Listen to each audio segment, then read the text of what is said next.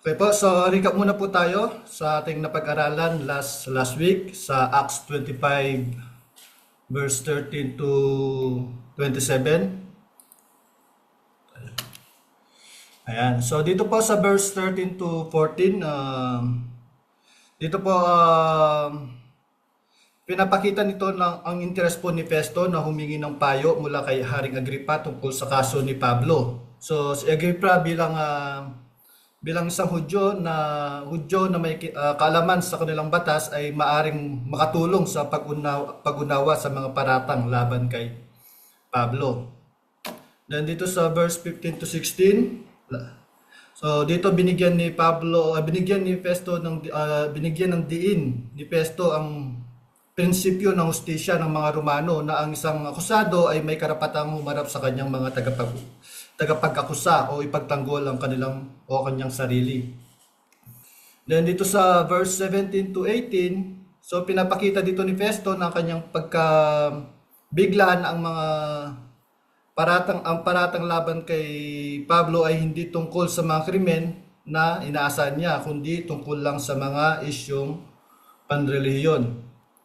Then dito sa verse 19 to 20, pinapakita ni Festo ang kanyang kawalan ng kaalaman sa mga isyong panrelihiyon ng mga Hudyo, lalo na sa usaping muling pagkabuhay ni Jesus, kaya't nais niyang ilipat ang kaso sa Jerusalem. Then sa verse 21 to 22, kung saan pinapakita ang karapatan ni Pablo bilang isang mamamayang Romano na umapila sa Caesar, sa emperor. So si Agripa na may kaalaman sa batas ng mga Hudyo ay interesado ring marinig ang panig ni Pablo. Then dito sa verse 23 to 24, pinapakita ang seremonyal na pagdinig kay Pablo na ginanap sa harap ng mga matataas na opisyal. So pinapakita rin ang pressure kay Festo mula sa mga Hudyo na nais ang kamatayan ni Pablo. Then sa verse 25 to 27, dito pinapakita ang dilema ni Festo na wala siyang konkretong paratang laban kay Pablo na may susulat sa emperador. Kaya umaasa siya sa tulong ni Agripa at magkaroon siya ng malinaw na ulat. At ngayon po, itutuloy natin yung ating pag-aaral sa Acts chapter 26 verse 1 to 11.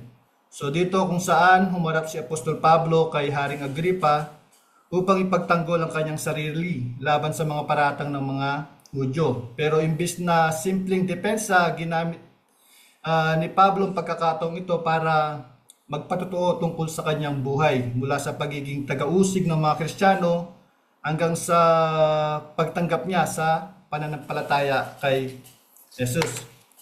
So sige po, simulan na natin sa verse 1.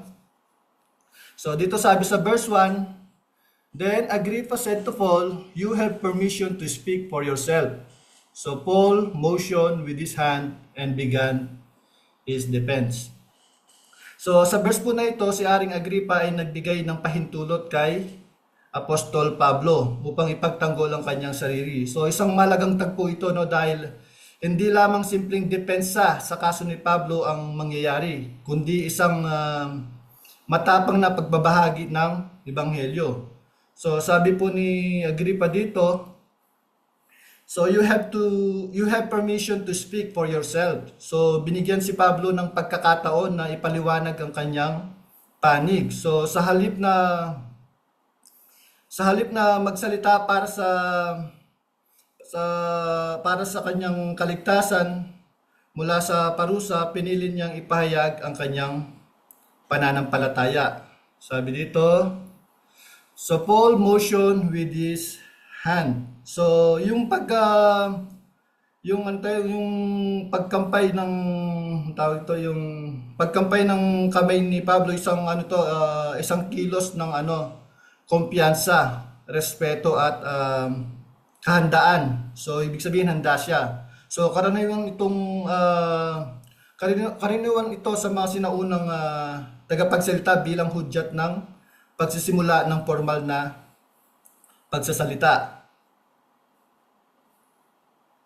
And Paul began his defense. So ang kanyang depensa ay hindi lang tungkol sa kanyang kaso, kundi depensa sa pananampalatayang Kristiyano. So ginamit ni Pablo ang pagkakataong ito upang ipaliwanag kung sino si Jesus at kung paano siya nagbago ng kanyang buhay. So sa verse na ito, sa verse 1, pinapakita na mahalaga ang pagkakaroon ng pagkakataon upang maipahayag ang katotohanan. So si Pablo ay binigyan ng pagkakataon at ginamit niya ito ng may karunungan. So makikita rin natin na kahit si Pablo ay alagad ng Diyos, ginamit ni Pablo ang legal na sistema upang ipaglaban ang kanyang kalayaan. So isang paalaala na ang pananampalataya ay hindi hiwalay sa hustisya at karapatan. So dito makikita rin natin na hindi natakot si Pablo na magsalita sa harap ng mga makapangyarihan. So isang halimbawa ito ng tapang sa pagsunod kay Kristo kahit sa harap ng panganib. Okay po. Then dito sa verse 2, sabi dito sa verse 2, King Agrippa, I consider myself fortunate to stand before you today as I make my defense against all the accusations of the Jews. So dito nagsimula si Apostol Pablo. Nagsisimula na si Apostol Pablo sa kanyang formal na pagsasalita kay Haring Agrippa. So sa kabila ng kanyang pagiging bilanggo, nagsalita siya ng may respeto, dignidad at pananampalataya. Sabi dito, I consider myself fortunate. So maswerte akong makapagsalita sa harap mo. So dito parang nagtaka ako parang 'di ba usually kasi sa mga Kristiyano we don't say maswerte, 'di ba? We say we are blessed, parang ganoon, 'di ba? Then tinignan ko yung yung tawag dito yung Greek word ng fortunate dito. So yung fortunate dito is translated as you teach actually ito yung pronunciation nito itichos yung itichos. So yung dito means good or well, then yung teach dito means fortune, chance or luck. So ibig sabihin parang swerte. So yung Greek word po ng fortunate dito literally means fortunately or happily, so conveying the idea of being in favorable or fortunate situations. So in this verse, Paul used this word o yung fortunate to diplomatically express that he sees it as a positive opportunity to defend himself before someone knowledgeable about Jewish custom and controversy. Tulad nga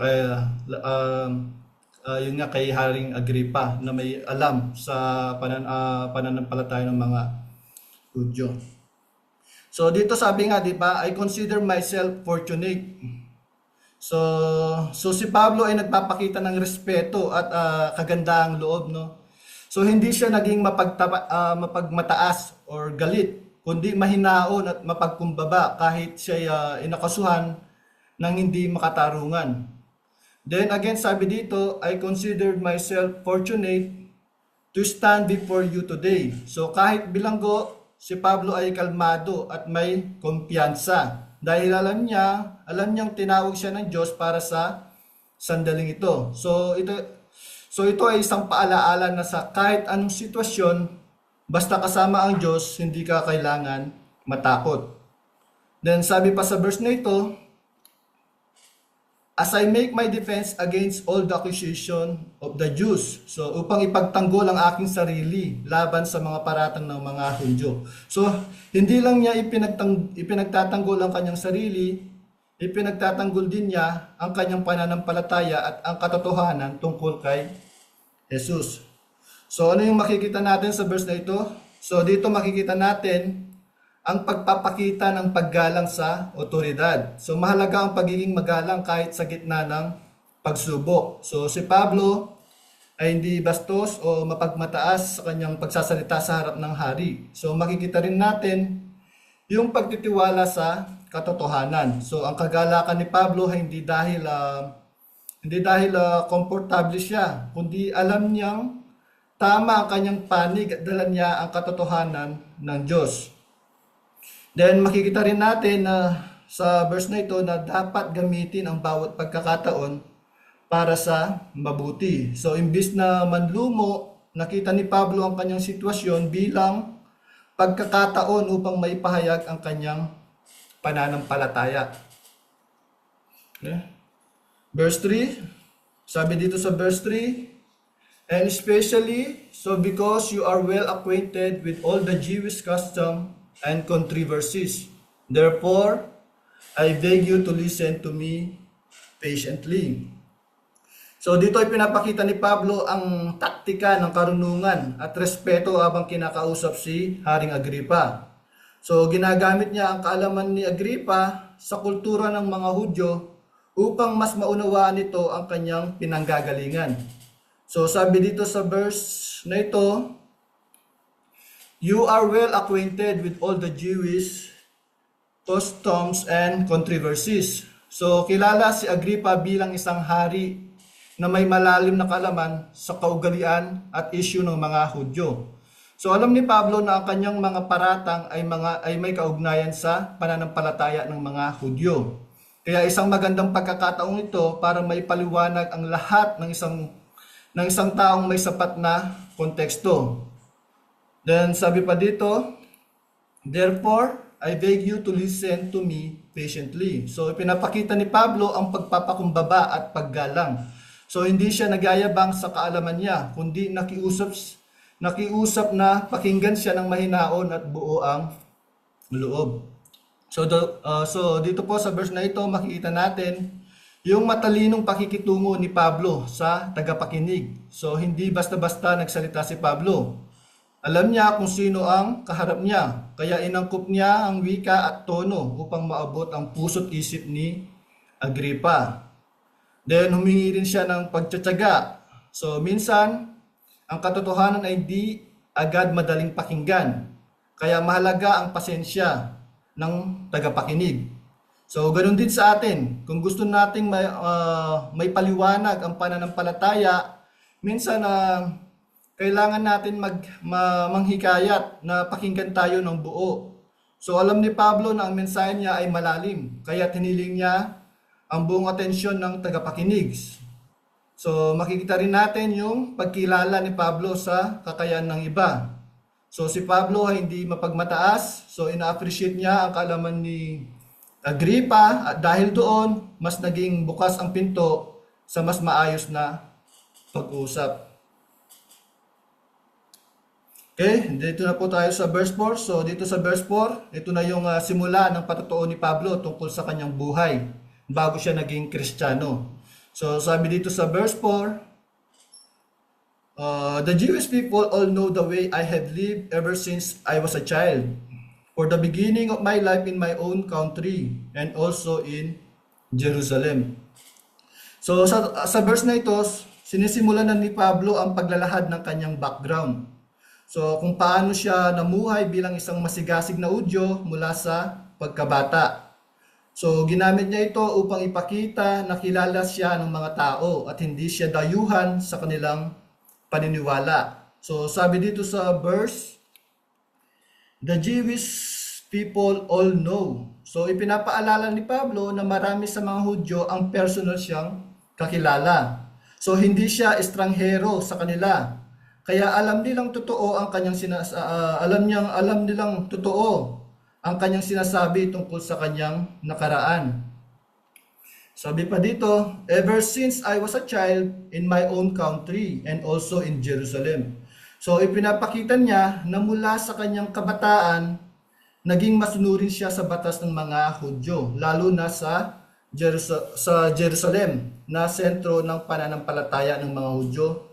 Doon siya lumaki at hinubog. So dito sa verse na ito, makikita natin ang ating nakaraan ay mahalagang bahagi ng ating patotoo. So si Pablo ay hindi nagkunwaring perpekto. So ginamit niya ang kanyang dating buhay upang ipakita kung paano siya binago ng Diyos. So kahit perpekto ang nakaraan natin, kahit hindi perpekto ang nakaraan natin, ginagamit ito ng Diyos para ipakita ang pagbabago. So, sa kaso po ni Pablo, ang dating masigasig na tagapag-usig ay naging masigasig na tagapangaral. So, mas makapangyarihan ang mensahe ni Pablo kasi kilala siya dati bilang kaaway ng mga Kristiyano. Kaya't ang kanyang pagbabagong buhay ay matibay na patunay ng pagkilos ng Diyos sa kanya. Okay? Now, let's move on sa verse 5. So dito sa verse 5, mas tumitibay na yung depensa ni Pablo tungkol sa kanyang dating buhay bilang isang masigasig na tagasunod ng relihiyon. So sabi dito sa verse 5, "They have known me for a long time and can testify, if they are willing, that I conform to the strictest sect of our religion, living as a Pharisee." So dito ay pinagpapatuloy ni Pablo ang paglalahad ng kanyang relihiyosong background. So ipinapakita niya na hindi lang siya basta Hudyo, kundi kabilang pa sa mahigpit at masigasig na grupo, yung mga Pariseo. So sabi dito sa verse na ito, "They have known me for a long time." So sinasabi ni Pablo na kilala siya ng mga pinuno ng mga Hudyo mula pa noon. So alam nila ang kanyang buhay at paninindigan. And they can testify if they are willing. So ibig niyang sabihin, kung tapat lang ang mga ito, maaari nilang aminin na talagang isa siyang masigasig na tagasunod ng batas ni Moses. At I conform na pinaka-stricto na sekta bilang Pariseo. Sabi dito, the strictest sect, living as a Pharisee. So ang mga Pariseo ay kilala sa sobrang pagsunod sa batas. So ibig sabihin, seryoso si Pablo sa kanyang relihiyon noon pa man at hindi siya basta-basta lamang sa pananampalataya. So dito sa verse na ito makikita natin na hindi basta kwento ang patotoo ni Pablo. Alam ng iba na totoo ito. So may ebidensya sa kanyang buhay at kilala siya ng mga taong pinatutungkulan niya. So kahit na si Pablo ay Pariseo, masigasig at disiplinado, so hindi ito sapat para sa kaligtasan. So kailangan pa rin niya si Kristo. So may kabuluhan ang disiplina, pero hindi ito batayan ng kaligtasan. So ang disiplina ni Pablo noon ay mahalaga, pero ginamit niya ito ngayon bilang tagapangaral ng Ebanghelyo. Ang kanyang dating sigasig ay inilaan na ngayon sa paglilingkod sa Diyos. Okay, verse 6. So dito sa verse 6, dito na nagsisimulang i-connecta na ni Pablo ang kanyang pananampalataya kay Kristo sa matagal ng pangakong pag-asa ng mga Israelita. So sabi dito sa verse 6, "And now it is because of my hope in what God has promised our ancestors that I am on trial today." So sa verse na ito, ipinapakita ni Pablo na ang dahilan ng kanyang pag-uusig ay hindi labag sa pananampalatayang Hudyo, kundi batay mismo sa pangakong mula sa Diyos. So ang pag-asa ng muling pagkabuhay at kaligtasan. Sabi dito ni Pablo sa verse na ito, "Because of my hope." So dito ipinapakita ni Pablo na ang kanyang pananampalataya ay nakaugat sa pag-asa. So hindi takot, galit o ambisyon. So dito, because of my hope in what God has promised our ancestors. So ang kanyang sinasampalatayanan ay hindi bago o gawa-gawa lang, kundi matagal nang ipinangako ng Diyos sa mga ninuno ng mga Hudyo, gaya ng Abraham, ni Moses at iba pa. So dahil sa pag-asa na iyon, na muling pagkabuhay at kaligtasan na pinangako ng Diyos sa mga ninuno nila, kaya humarap si Pablo sa trial, sabi sa last part ng verse na ito. that I am on trial today. So ang nakakabighaning irony dito, si Pablo ay nililitis dahil sa pagsuway.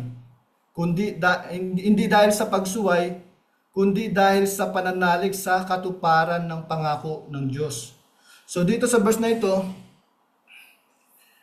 makikita natin na ang pananampalataya kay Kristo ay ang katuparan ng pangako ng Diyos.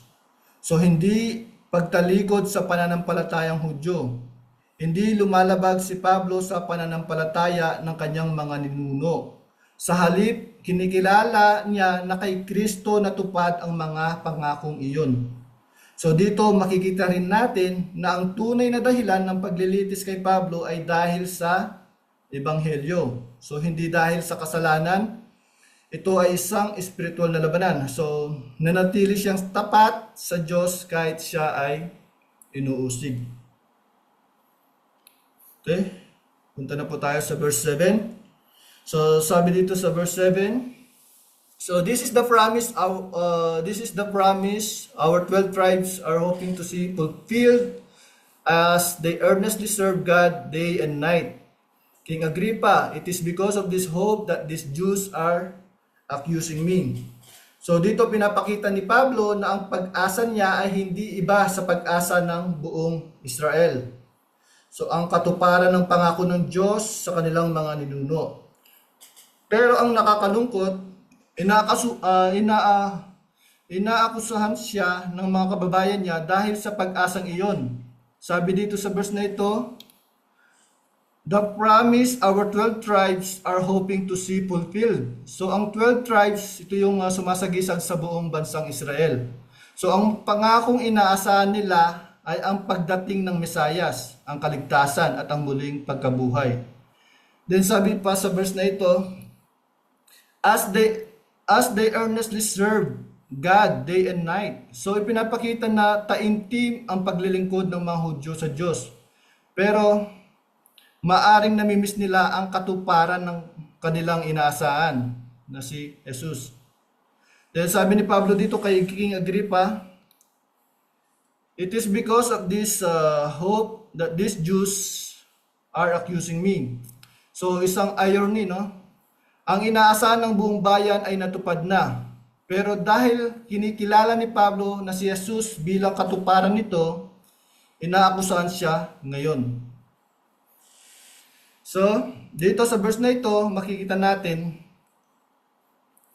na ang Ebanghelyo ay katuparan ng pag-asa ng Israel. So, hindi ito bagong aral, kundi katuparan ng matagal nang ipinangako ng Diyos sa kanyang bayan.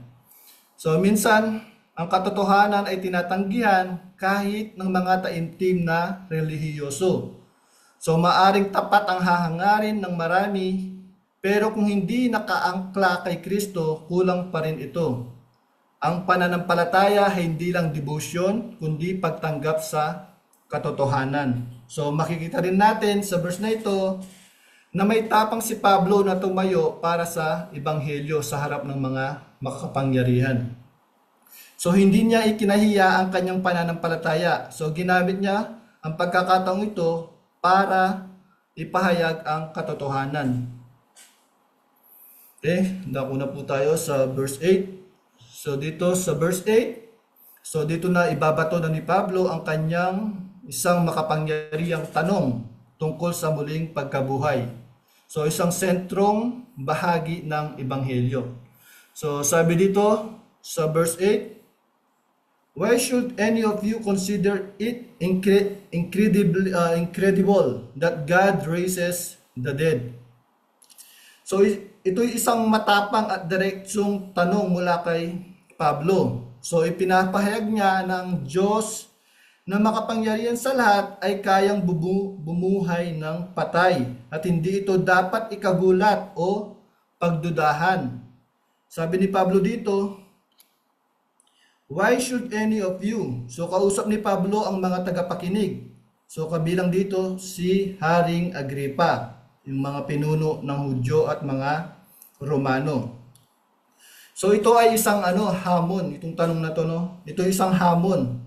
Kung tunay kayong naniniwala sa Diyos, bakit kayo nagdududa sa kanyang kapangyarihan. So, consider it incredible. So, sabi dito, ang salitang incredible dito ay nangangahulugang impossible or hindi ka panipaniwala. So, kung ang Diyos ang lumalang ng lahat, bakit nga ba magiging imposible sa Kanya ang bumuhay ng patay, di ba? So, then sabi pa dito sa last part ng verse na ito, that God raises the dead. So ito ang sentro ng ebanghelyo. Ang muling pagkabuhay ni Jesus, ang paniniwala ni Pablo ay hindi lang basta isang aral, kundi isang totoong pangyayari. Okay? So ano yung aral na makikita natin sa verse na ito? So para sa akin, I believe na ang paniniwala sa Diyos ay dapat may kasamang paniniwala sa kanyang kapangyarihan. So hindi logical na maniwala sa Diyos pero pagdududahan ang mga bagay na kayang gawin ng Diyos. So lalo na ang muling pagkabuhay. So ang muling pagkabuhay ay sentro ng ebanghelyo. So hindi lang ito doctrinal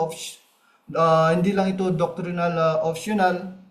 So kung walang muling pagkabuhay, walang tagumpay laban sa kamatayan at walang pag-asa para sa atin at ang ating pananampalataya ay walang kabuluhan. So at yung ginagawa natin na pag-aaral ay wala rin kabuluhan.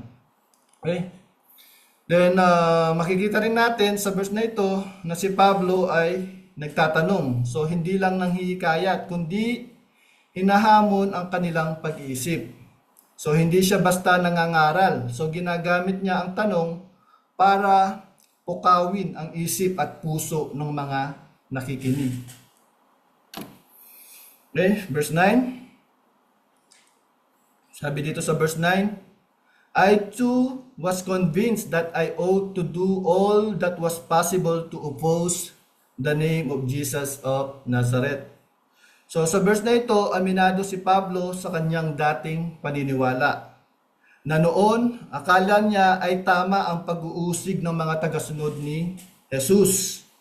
So ipinapakita niya na ang pagbabago sa kanya ay hindi basta-basta kundi bunga ng isang matinding pagkilos ng Diyos sa kanyang puso.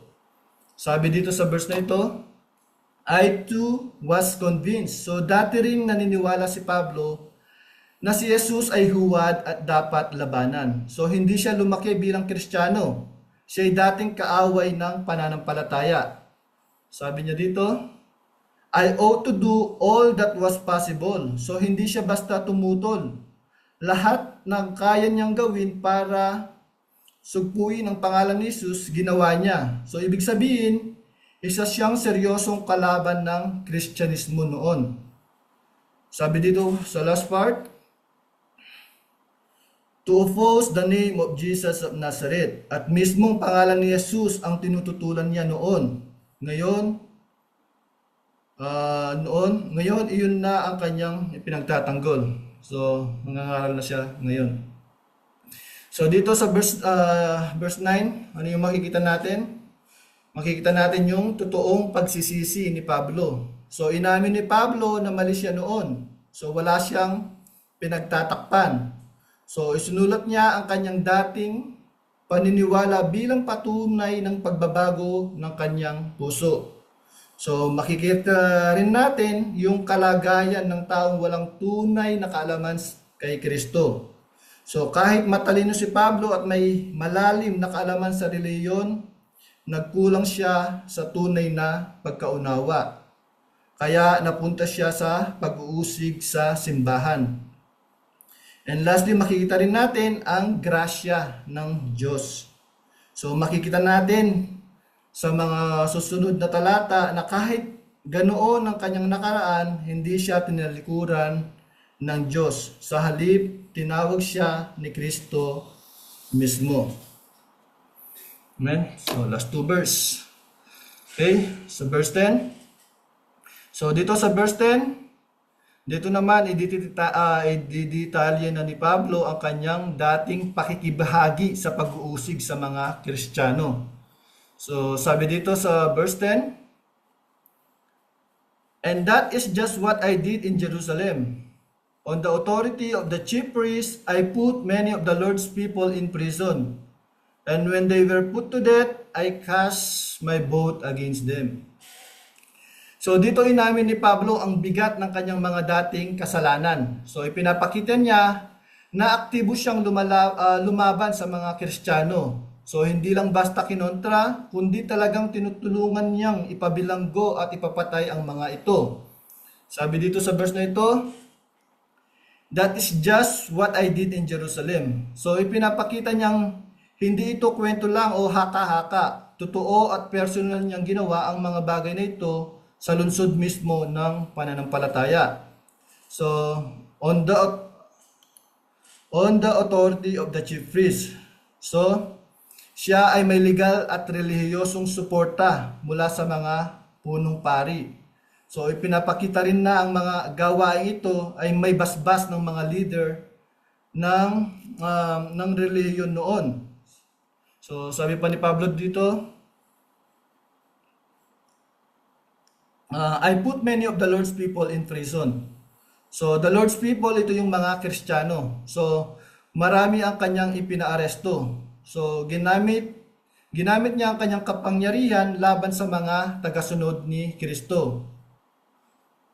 Then, sabi pa dito sa part ng verse na ito, when they were put to death, I cast my vote against them. So, ibig sabihin, sumang-ayon siya sa parusang kamatayan. So maaring bahagi siya ng mga nagpapasya o sumusuporta sa mga pagbitay ng mga Kristiyano. So dito sa verse na ito makikita natin yung pag-amin sa pagkakamali ni Pablo. So si Pablo ay hindi nagsikap linisin ang kanyang pangalan. So inamin niya ang kanyang masasamang gawa. So isa itong patunay na larawan ng pagsisisi. So hindi ikinahiya ni Pablo ang kanyang nakaraan, kundi ginamit niya ito para ipakita kung gaano kalaki ang grasya ng Diyos. Okay? And then makikita rin natin yung pagbabagong buhay ni Pablo. So ang dating taga-usig, ang tagapag-usig ng mga Kristiyano ay naging apostol ng Ebanghelyo. So ipinapaalala sa atin na walang sino mang sobra sa kasalanan na hindi kayang baguhin ng Diyos. Okay? Kung si Pablo nasang-ayon sa mga pagpatay ng mga Kristiyano noon, ay iniligtas at ginamit ng Diyos. So paano pa kaya tayo, di ba? So wala siyang hindi kayang patawarin sa taong nagsisisi at tumatanggap sa Panginoong Yesus bilang kanyang Diyos at tagapagligtas. Amen? Okay, let's go na po sa last verse. So dito sa verse 11, so dito ikukwento na ni Pablo ang lawak ng kanyang pag-uusig. So hindi lang sa Jerusalem, kundi hanggang sa ibang lungsod, ibang mga lungsod. So sabi dito sa verse 11, many a time I went from one synagogue to another to have them punished, and I tried to force them to blaspheme. I was so obsessed with persecuting them that I even hunted them down in foreign cities. So, dito mas pinapalalim na ni Pablo ang paglalarawan ng kanyang nakaraan. Sa verse na ito, tinutukan niya ang pag-uusig sa mga Kristiyano. So, hindi lang basta galit, obsessed na siya.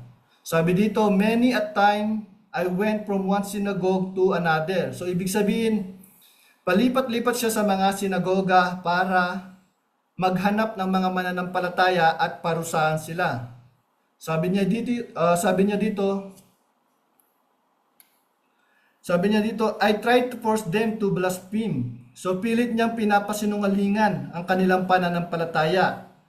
Marahil sa pamamagitan ng takot, pagpapahirap o pagpapakulong. So, yung salitang blaspheme dito, ibig sabihin yung pagsasalita laban sa Diyos o yung pagsasalita laban sa Diyos o kay Kristo. Okay? Then sabi pa niya dito, I was so obsessed with persecuting them. So sobrang galit niya. Sa sobrang galit niya, halos wala na siyang ibang inatupag kundi ang pag-uusig sa mga tagasunod ni Jesus. So ito ay spiritual blindness at matinding paniniwala sa maling akala. Then sabi pa niya dito sa verse last part, I even hunted them down in foreign cities. So hindi lang siya nagkulong sa Jerusalem. So pinuntahan pa niya ang ibang mga bayan at bansa para huliin at saktan ang mga Kristiyano.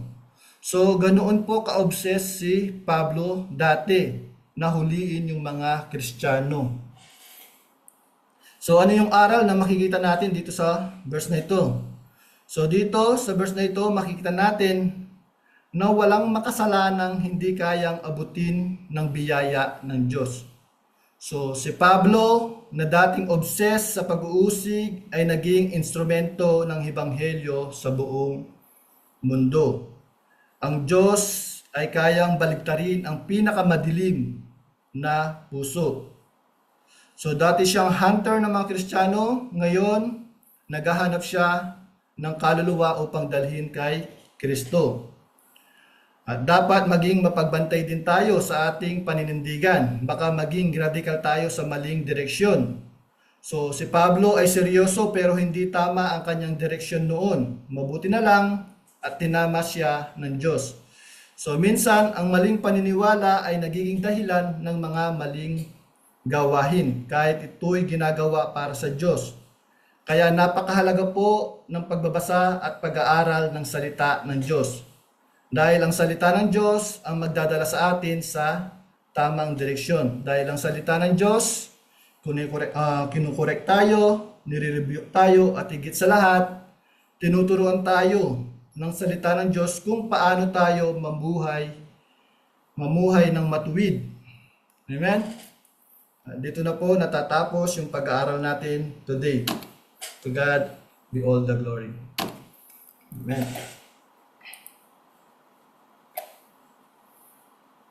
Okay, stop ko na ito.